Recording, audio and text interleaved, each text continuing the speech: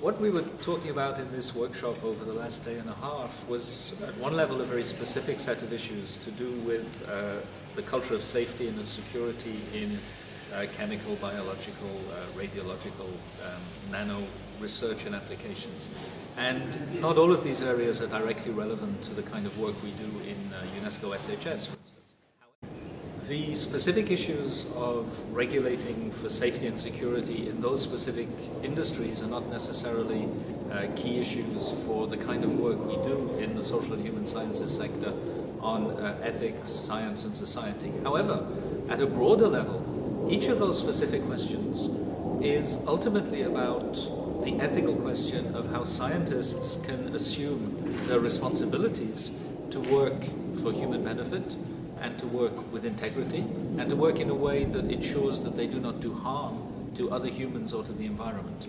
And those general ethical principles, which derive ultimately from the Universal Declaration of Human Rights, Article 27, are the basis on which we try to work through a range of approaches. The first is that we need to promote debate about these issues.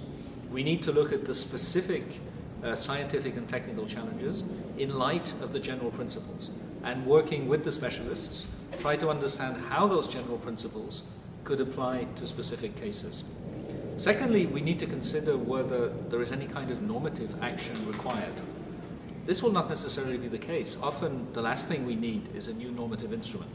But in each case we have to ask whether the current normative basis for the action of UNESCO is sufficient, taking account of what is done by other agencies and bodies, including scientific associations, national legislation and so on.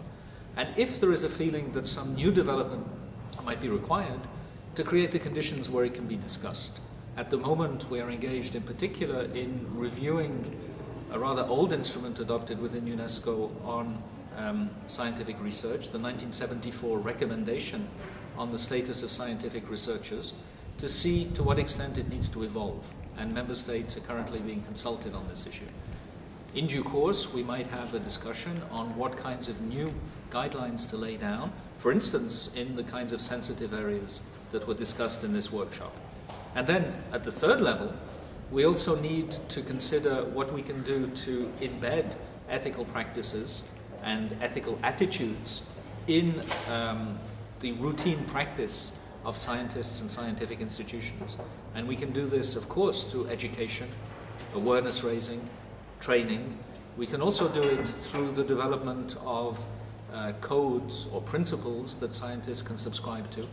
And we can finally do it by ensuring that scientists engaged in research in the laboratory are aware of the general debates that are taking place in other parts of society on the social implications of their work. Ultimately, the challenge is that scientists are called upon to be responsible for what might be done with their research. And alone, there is no way they can shoulder that responsibility. It would be neither possible nor fair. We need to create the conditions where they can understand the social implications and not be left alone to deal with them. And this requires the right kind of institutions. And the level at which UNESCO naturally works is primarily the institutional level.